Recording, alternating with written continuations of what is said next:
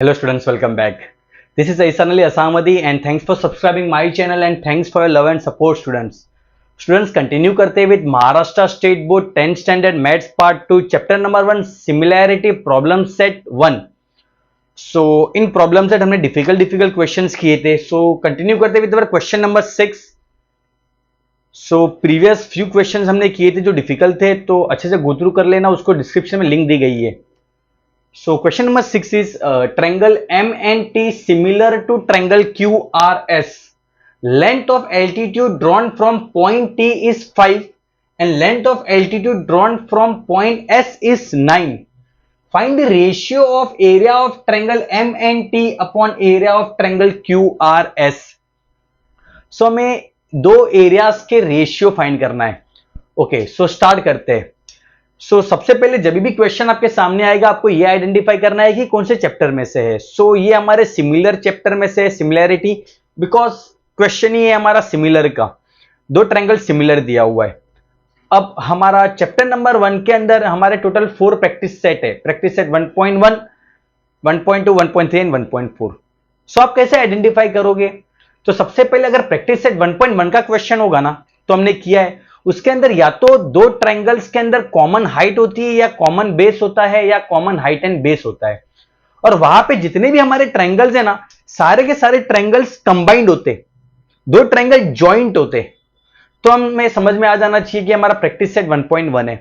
Practice set 1.2 में हम basic proportionality theorem apply करते हैं, जिसमें एक ही ट्रायंगल दिया रहता है, सिंगल ट्रायंगल दिया रहता है, जिसके अंदर एक सेगमेंट ट्रायंगल के किसी साइड को पैरेलल होता है. हमें पता चल जाएगा ये हमारा प्रैक्टिस सेट 1.2 का क्वेश्चन है. या फिर एंगल बाइसेक्टर के सम्स होते हैं, एंगल बाइसेक्टर थ्योरम, राइट.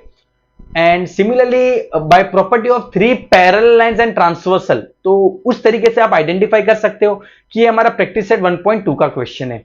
1.3 के क्वेश्चन में क्या होता है कि दो ट्रायंगल को सिमिलर दिया हुआ रहता है, दो ट्रायंगल्स को सिमिलर प्रूव करना होता है हमारे प्रैक्टिस सेट 1.3 में.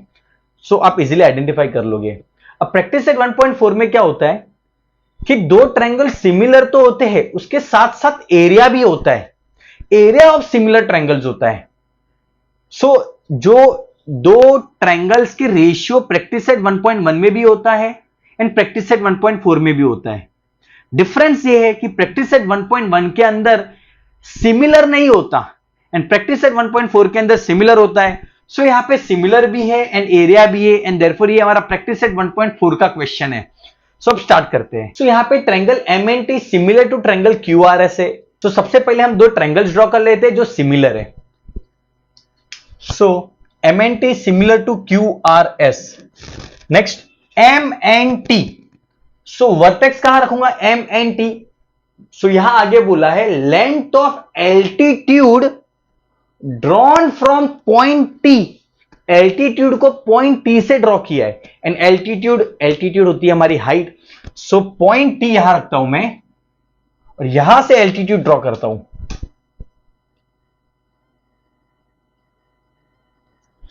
And altitude is always perpendicular. हम यहां पे परपेंडिकुलर का साइन डाल देते हैं. हमारा ट्रायंगल था MNT and QRS, QRS,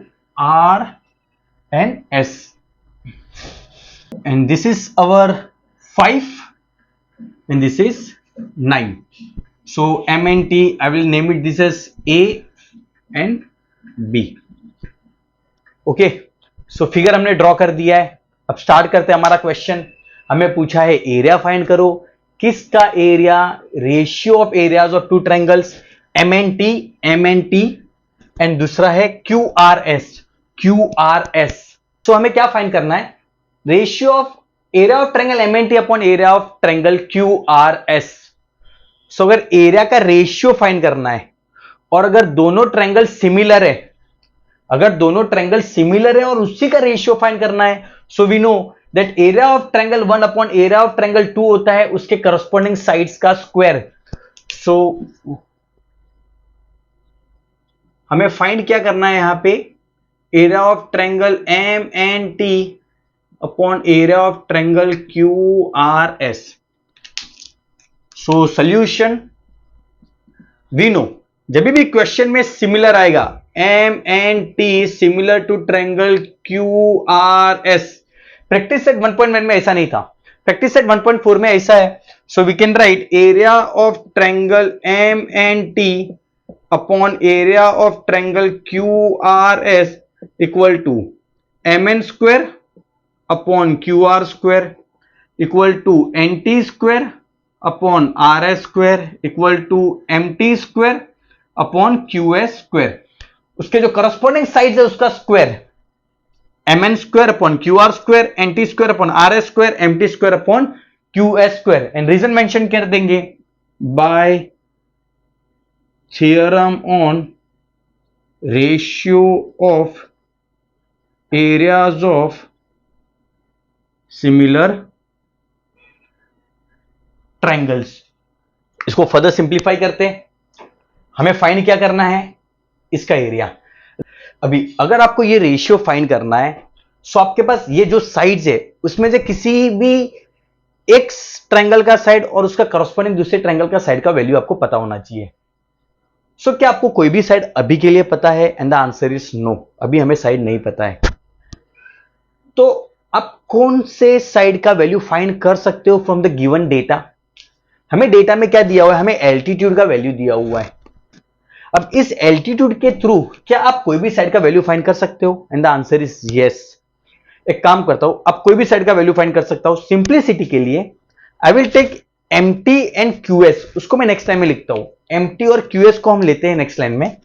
and this will become, अगर area of triangle M N T upon area of triangle Q R S find करना है, सो आप ये भी ले सकते हो, ये भी ले सकते हो, ये भी ले सकते हो, कोई भी ले सकते हो. मैं इसको लेता हूं mt upon qs, and this can be written as mt upon qs the whole square by laws of indices.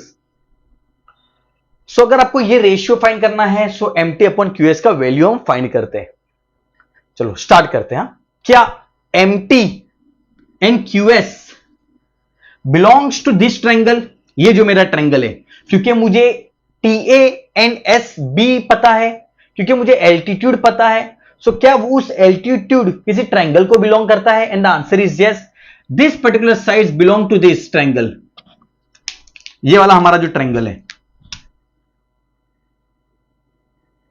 इसको बिलोंग करता है. एंड अगर आपको TM और QS का वैल्यू फाइंड करना है, सो अगर ये दोनों ट्रायंगल सिमिलर है कि नहीं वो हम बाद में देख लेंगे. मान लो मैं प्रूव कर देता हूं कि ये दोनों ट्रायंगल सिमिलर है, तो उनके करस्पॉन्डिंग साइड्स के रेशियोज इक्वल हो गए. और अगर उनके करस्पॉन्डिंग साइड्स के रेशियोज इक्वल है, सो हमें उसका वैल्यू mt और qs का वैल्यू इजीली मिल जाएगा. तो चलो सबसे पहले इन दोनों ट्रायंगल्स को हम सिमिलर प्रूव करते हैं. अब सिमिलर प्रूव करने के लिए हमारे पास टोटल कितने टेस्ट होते हैं? हमारे पास टोटल 3 टेस्ट होते हैं. एक होता है हमारा SSS टेस्ट, एक होता है SAS test, and the last one is AA test of similarity. क्या यहां पे 3 साइड्स का वैल्यू दिया हुआ है? नहीं. सो ये नहीं हो सकता. क्या 2 साइड्स का वैल्यू दिया हुआ है? नहीं, हमें सिर्फ और सिर्फ एक ही साइड का वैल्यू दिया हुआ है. एंड देयरफॉर ये AA से सिमिलर है. इतना तो समझ में आ गया, ये AA से सिमिलर है. तो चलो प्रूव करते हैं. अब ये जो 2 ट्रायंगल है, क्या उसके अंदर 2 करस्पॉन्डिंग एंगल्स कॉन्ग्रुएंट है? Yes. The first one is ये वाला एंगल, सी TAM और SBQ एक दूसरे के साथ कॉन्ग्रुएंट है बिकॉज इट इज 90 डिग्री. और रिमेनिंग क्या दूसरा कोई एंगल है? यस.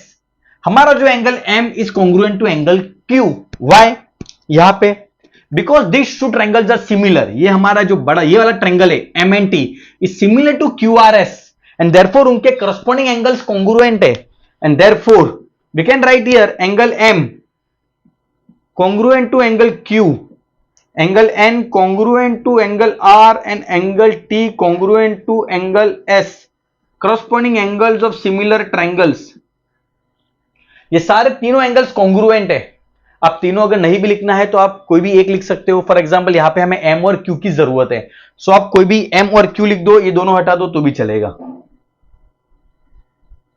और तीनों लिखना है तो तीनों भी चलेगा. And I will name it as my equation number, this is my equation number 1, ये मेरा इक्वेशन नंबर 2 है.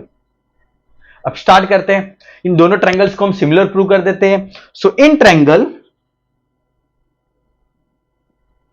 ये वाला triangle MAT and triangle QBS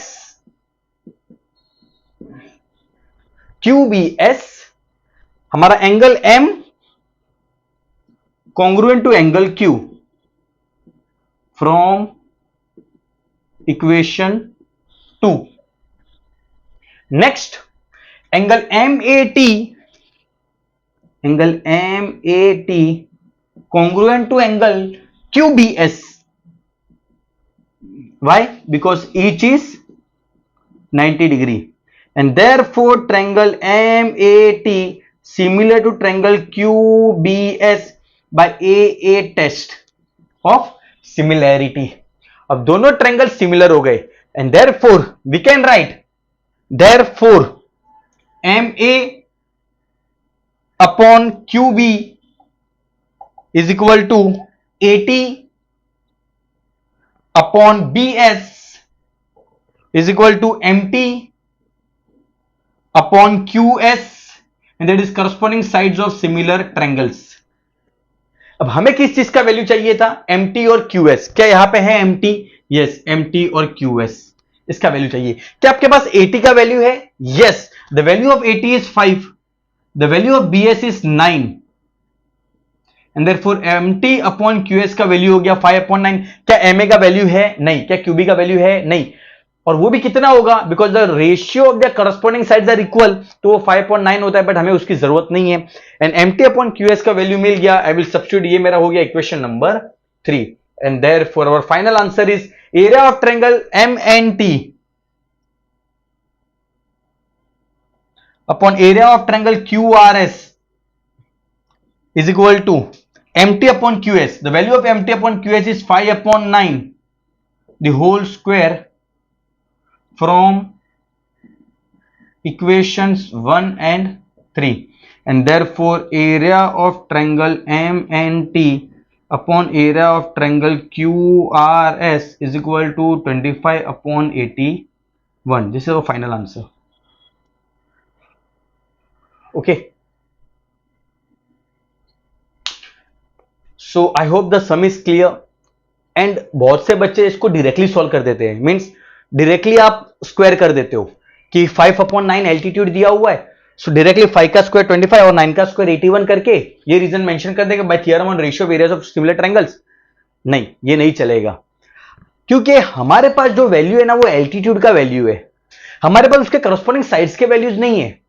सो हमें सबसे पहले उन करस्पॉन्डिंग साइड्स के वैल्यूज को फाइंड करना पड़ेगा, और उसके करस्पॉन्डिंग साइड्स के वैल्यू आप कैसे फाइंड करोगे? वो उतना ही होगा जितना एल्टीट्यूड है. वो कैसे? तो उसके लिए सबसे पहले आपको उस दो ट्रायंगल को सिमिलर प्रूव करके उसके करस्पॉन्डिंग साइड्स को इक्वल बताना पड़ेगा. वैल्यूज फाइंड करेंगे, तब जाके हम सब्स्टिट्यूट करेंगे. So I hope the sum is clear. अच्छे से गो थ्रू कर लेना. Thank you so much. मिलते हैं नेक्स्ट लेक्चर में.